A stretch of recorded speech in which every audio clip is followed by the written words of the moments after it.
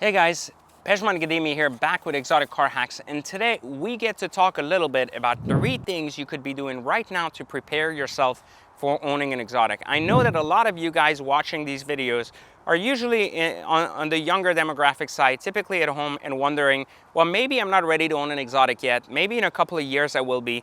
Maybe perhaps, when my money situation is better, I'll be in a better position. And most of you understand kind of the baseline of what I talk about. Some of you do not because you're just still trolling the internet. Those of you that do, however, I wanted to give you 3 basic, very important tips to prepare yourself to be in a position to own an exotic car very shortly into the future. So for those of you that have followed me for a while, you know that I teach people how to become exotic car investors so that they don't actually have to lose money driving exotic cars, and in many cases can actually make $1 similar to a dealership does without being a dealer, without going to auction, and in a lot of times just by understanding the principles of supply and demand and the models and ultimately the depreciation curve between most exotics. Now, if you're not in a position to buy an exotic today, even if it's not leveraging your own money like I teach in my course, then it's okay. But there are 3 things you can do to ultimately prepare for that day.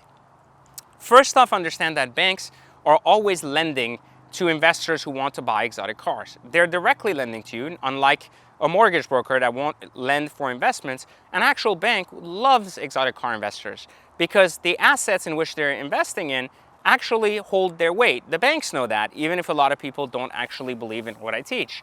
So at the end of the day, let me just clarify. The first step you need to take if you want to own an exotic at some point is to leverage your credit by understanding where you stand now. Understand how the lending market works when it comes to exotic cars. Understand who the banks out there are that are lending. Use the resources found in my course, or ultimately just do some research bank to bank by understanding what kind of rates they offer, what kind of terms, and so on and so forth. And start applying and understanding where do you fit in today. If you were going to buy an exotic for $50,000, $100,000, $150,000, what would they approve you for and how much down payment would you need? The rule of thumb is on your very first exotic, you'll probably need about 5 to 10%. In the future exotics, you could do what I do and walk into a dealership, walk out with a $600K car with just a signature. It all depends on your particular ability to repay the note, but it also really belongs in your opportunity to understand how banks work, which is why one of the number 1 things you can do to prepare for an exotic is actually understand your financial and credit situation. The second thing you can do about understanding exotics is to not trust the internet. One of the worst things that happens is people really take information on the internet way too seriously. And what I mean by that is that YouTube in itself, so our websites, are a collection of opinions about exotic cars. Everybody has an opinion, just like an asshole, everybody has one. Now, let alone, some are actually better than others because they come from experience and not just someone's opinion of another person's opinion. So ultimately, if you are getting advice from the internet on which cars to buy, which cars are great, which cars are not, they're never going to be as good as your opportunity to actually literally touch and feel the car itself. So make a choice as to the top 3 cars that you'd like to try to get into first. And then actually go to the dealerships and interact with the cars. Get to feel for them. Get to see how you like them. If possible, based on your age, even ask for a test drive. In these particular instances, you'll be able to not only feel the car and understand the car, but you'll start gaining a preference towards what you like or dislike about certain cars or other cars. And this is a very important fact because then a lot of the reviews or things you watch, even the ones I have about my opinion of my own cars, still now will make a lot more sense once you experience it in person. And so really interacting with the cars in person is my second very important tip. And my third and last tip for you is get familiar with the numbers. Stock trading is very much like investing in exotic cars. You can't actually just get into stock trading saying, I think this stock's going up, I'm going to buy it, I'm going to sell it when it's high.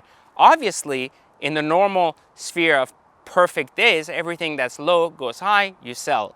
It makes sense, but unfortunately that's not how the market works. One of the best things you can do to prepare yourself is to do what I call a mock investment scenario, meaning attempt to actually buy a car today and ask yourself, what would be that finance value today? Like what would be that dollar that you'd be able to negotiate it down to? Practice that.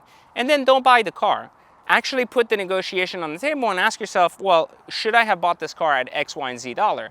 Write it down on a sheet and ultimately keep track and tabs of the market in the next 6 to 12 months and see how the market's changed on that particular vehicle. You start noticing patterns, just like I teach in the course, especially because I break down which models to buy and which not.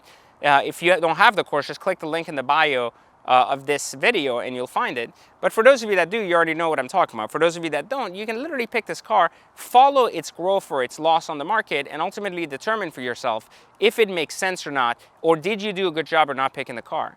Believe me, by doing this 2 to 3 times across 2 to 3 different cars, you'll start realizing exactly how the car market works. By combining these two things, you'll become slowly an expert into one basic field, the field of that one exotic that you really want to get your hands on.